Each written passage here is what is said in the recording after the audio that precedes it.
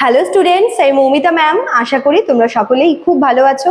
Welcome back to our channel. আজকে আমি তোমাদের সিক্স সেমিস্টার মেজর পলিটিক্যাল সায়েন্সের পেপার 13 থেকে দেখো জাস্টিস বা ন্যায় বিচার এর কনসেপ্ট তোমাদের আগের ক্লাসে আমি কিন্তু করিয়ে দিয়েছি অলরেডি। আজকে আমি তোমাদের জাস্টিসের একটা পার্ট যেটা হচ্ছে প্রসিডিউরাল বা প্রক্রিয়াগত ন্যায় বিচার, তো তোমাদের আজকে আমি এই টপিকের উপরেই কিন্তু ক্লাসটা নেব। ঠিক আছে, চলো। দেখো, জাস্টিস বলতে আমরা আগের দিন পড়িয়েছি এবং তোমাদের কিন্তু আমি এই প্রসিডিউরাল জাস্টিস নিয়েও হালকা আগের দিন বলে দিয়েছিলাম ওই ক্লাসটাতে। তো আজকে আমরা ডিটেলসে জানবো যে প্রসিডিউরাল জাস্টিস বা প্রক্রিয়াগত ন্যায় বিচার বলতে কি বোঝে। দেখো, প্রসিডিউরাল জাস্টিস বা প্রক্রিয়াগত ন্যায় বিচার বলতে বোঝায় ন্যায় বিচার দেওয়ার সময় সঠিক নিয়ম, আইন ও পদ্ধতি অনুসরণ করা হয়েছে কিনা। মানে দেখো, জাস্টিস বা ন্যায় বিচার এই টার্মটার সঙ্গে আমরা প্রত্যেকেই পরিচিত। এবার যখন এই ন্যায় বিচার দেওয়া হচ্ছে তার সঠিক সময় এবং সেই ন্যায় বিচার দেওয়ার সময় সঠিক আইনি পদ্ধতি অনুসরণ করা হচ্ছে কিনা, এই ব্যাপারটা পুরোপুরি দেখাশোনার করাটাকে কিন্তু বলা হয়ে থাকে প্রসিডিউরাল। মানে এখানে প্রক্রিয়াগত মানে কি, যে ন্যায় বিচার দেওয়া হবে একটা প্রসেস বা একটা প্রক্রিয়া অনুসরণ করে, যেখানে সঠিকভাবে ন্যায় বিচার দেওয়া হচ্ছে কিনা, আইন পদ্ধতি মেনে বা আইন প্রক্রিয়া অনুসরণ করে সমস্ত ব্যাপারটা হচ্ছে কিনা, সেটাই হচ্ছে দেখার দায়িত্ব প্রসিডিউরাল ন্যায় বিচার বা প্রসিডিউরাল জাস্টিস। ঠিক আছে, এখানে মূল গুরুত্ব দেওয়া হয় সিদ্ধান্ত নেওয়ার প্রক্রিয়ার ওপর, ফলাফলের ওপর নয়। মানে ন্যায় বিচার দিতে হবে, ওই দাওয়াটা অবধি থাকলো, মানে যারা হচ্ছে ন্যায় চাচ্ছে বা যাদেরকে দেওয়া হচ্ছে ওরা জিনিসটা পেয়ে খুশি কিনা, এই ব্যাপারটার উপরে কিন্তু গুরুত্ব দেওয়া হয় না।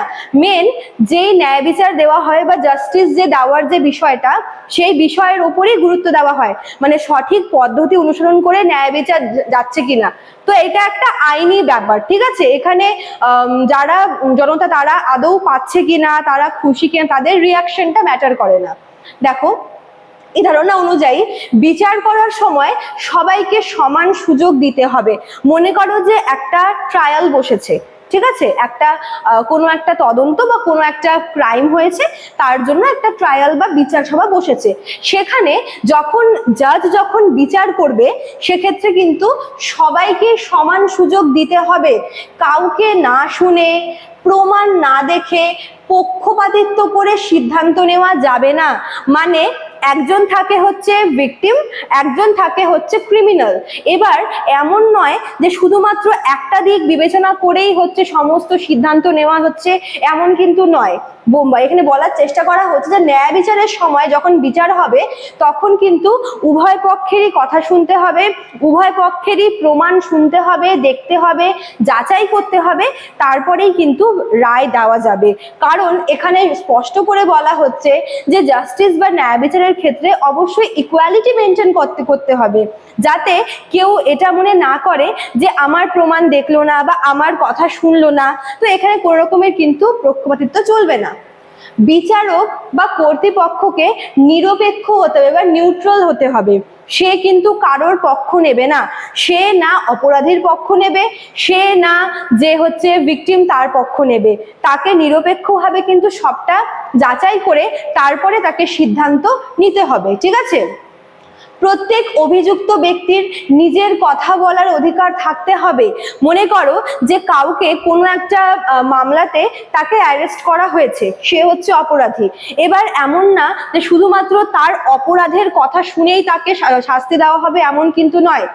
যে অপরাধ করবে তাকে তার নিজের দিকটা বলার জন্য সুযোগ দিতে হবে, তাকে আত্মপক্ষ সমর্থনের সুযোগ দিতে হবে। মানে সে নিজে অবশ্যই তার নিজের তো সাক্ষী, সেটা হচ্ছে কোর্টে মানে মানবে না, কিন্তু কোনো অপরাধী যদি চায়, তাহলে সে তার নিজের কথা বলার জন্য বা নিজের হয়ে এই মামলাটা লড়ার জন্য কিন্তু কাউকে অ্যাপয়েন্ট করতেই পারে। ঠিক আছে, এক্ষেত্রে তাকে সমর্থনের সুযোগটা দিতে হবে। উদাহরণ হিসেবে ধরা যাক, কোনো ছাত্র পরীক্ষায় নকল করার অভিযোগে ধরা পড়েছে। যদি স্কুল কর্তৃপক্ষ তাকে কিছু না জিজ্ঞেস করে সরাসরি শাস্তি দেয়, তাহলে তা অন্যায় হবে। ঠিক আছে, মানে এখানে মনে করো যে এক্সাম চলছে, সেখানে কোনো স্টুডেন্ট হচ্ছে সে কোনো একটা নকল এনেছে এবং সে সেটা দিতে ধরা পড়েছে। ঠিক আছে, এক্ষেত্রে স্কুল কর্তৃপক্ষকে সেই বিষয়টার উপর আরেকটু যাচাই করতে হবে। তা এমন না যে কোনো রকমের প্রশ্ন না করে সেই ছাত্রকে কিছু বলার সুযোগ না দিয়ে তাকে স্কুল থেকে বহিষ্কার করা হচ্ছে, এমনটা যেন না হয় যে পরবর্তীকালে ব্যাপারটা উল্টোই হলো। এজন্য এখানে বলা হচ্ছে যে যদি স্কুল কর্তৃপক্ষ কিছু জিজ্ঞেস না করে তাকে ছাঁটাই করে দেয় বা তাকে পানিশমেন্ট দেয় তাহলে কিন্তু সেটা অন্যায়, ঠিক আছে। কিন্তু যদি শিক্ষকরা তার কথা শুনে প্রমাণ যাচাই করে এবং নিয়ম অনুযায়ী সিদ্ধান্ত নেয় তাহলে কিন্তু সেটাকে আমরা প্রসিডিউরাল জাস্টিস বা বলবো, যেখানে ফল যাই হোক না কেন। মনে করো এখানে হচ্ছে যখন এরকম একটা কেস সামনে আসলো তখন স্কুল কর্তৃপক্ষের উচিত কি যে পুরো ব্যাপারটাকে ভালো করে দেখা, তারপর তার ভিত্তিতে কোনো রকমের প্রমাণ থাকলে সেই প্রমাণটাকে ভালো করে টেস্ট করা, দেন তারা কোনো একটা সিদ্ধান্ত নিতে পারবে, ঠিক আছে। এবার তার আগে কিন্তু নয়।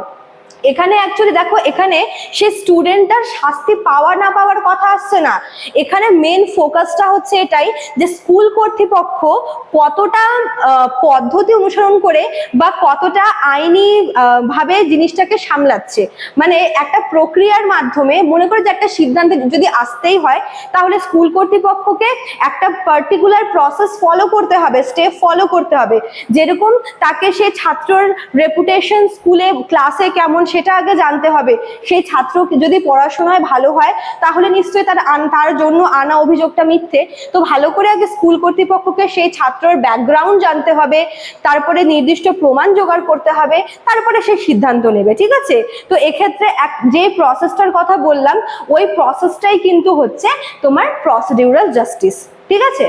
চলো তারপর দেখো কি বলেছে, গণতান্ত্রিক রাষ্ট্রে প্রসিডিউরাল জাস্টিস খুবই গুরুত্বপূর্ণ। যেহেতু আমাদের রাষ্ট্র একটা ডেমোক্রেটিক কান্ট্রি, তাই এখানে কিন্তু অবশ্যই আমরা এই বিষয়টির উপরে জোর দেব। আদালতে বিচার করার সময় নির্দিষ্ট আইন, প্রমাণ, সাক্ষী এবং যুক্তি অনুসরণ করাটা হয়, ঠিক আছে। অবশ্যই যখন কোর্টে কোনো কেস ওঠে তখন কিন্তু সেই কেসে যথেষ্ট আইন প্রণয়ন করতে হয়, যথেষ্ট প্রমাণ, সাক্ষী, এই সমস্ত বিষয়গুলো থাকতেই হবে। এতে কিন্তু মানুষের বিশ্বাস তৈরি হয় যে বিচার প্রক্রিয়া বা জুডিশিয়াল প্রসেস সবসময় নিরপেক্ষ হয়, এটাই হওয়া উচিত, তাই না। তবে একটি সমস্যা হলো কখনো কখনো প্রক্রিয়া সঠিক হলেও ফলাফল অন্যায় হতে পারে।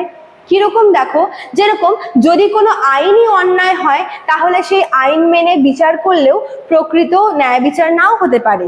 মানে কোনো কর্তৃপক্ষ বা আদালত যদি নির্দিষ্ট আইন মেনেও বা প্রক্রিয়া মেনেও সিদ্ধান্ত নেয়, হতে পারে সেই প্রক্রিয়াটাই ভুল, হতে পারে সেই আইনটাই ভুল, সেক্ষেত্রে কিন্তু প্রকৃত ন্যায় বিচার প্রতিষ্ঠিত হতে পারে না। তবুও বলতে গেলে প্রসিডিউরাল জাস্টিস সমাজে শৃঙ্খলা এবং আইনের শাসন বজায় রাখতে কিন্তু সাহায্য করে। সংক্ষেপে বলা যায় যে প্রসিডিউরাল জাস্টিস মানে হচ্ছে সঠিক নিয়ম মেনে বিচার করা এবং সমস্ত কিছু সঠিকভাবে সঠিক পদ্ধতি অনুসরণ করে সিদ্ধান্ত নেওয়া, ঠিক আছে। এবং এখানে কি গুরুত্ব দেওয়া হয় যে সিদ্ধান্তটা কিভাবে নেওয়া হচ্ছে তার উপরে, এমন না যে সিদ্ধান্ত নেওয়ার পরে তার ফলাফল কি, মেইনলি সিদ্ধান্ত গ্রহণের উপরেই গুরুত্ব দেওয়া হয়, ঠিক আছে। চলো, তো এই ছিল তোমাদের আজকের ক্লাসটা। যারা ভাবছো আমাদের কাছে অ্যাডমিশন নেবে তারা আমাদের অফিসিয়াল নাম্বারে কল করে নিতে পারো। আমাদের অফিসিয়াল নাম্বার দেখো দেওয়া আছে এখানে। এছাড়াও কিন্তু এখানে কোর্স ফি দেওয়া রয়েছে মেজর এবং মাইনর দুটোর জন্যই। এছাড়া হচ্ছে তোমরা যোগাযোগ করতে পারো। আর তোমাদের অনলাইন ক্লাস কিন্তু শুরু হয়ে গেছে অলরেডি, যারা ভাবছো তারা কিন্তু এখনই আমাদের সঙ্গে যোগাযোগ করে নাও। চলো আজকে এতটুকুই থাকলো, দেখা হচ্ছে নেক্সট ক্লাসে। Thank you.